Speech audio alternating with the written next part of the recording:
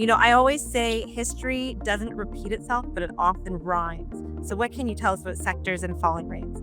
So the cool thing about that is that the 11 GICS sectors, they really haven't changed internally that much with the exception of some like technology. So two of the ones that I'm looking at, utilities and real estate, they are very much still using the same business models as they were a couple decades ago. They borrow very heavily, often at floating rates for the short term or fixed rates for the long term. And once they have all that capital in hand, they use it to build the infrastructure that is expected to generate cash flow. So for real estate, obviously it's office buildings, retail buildings, multifamily apartments.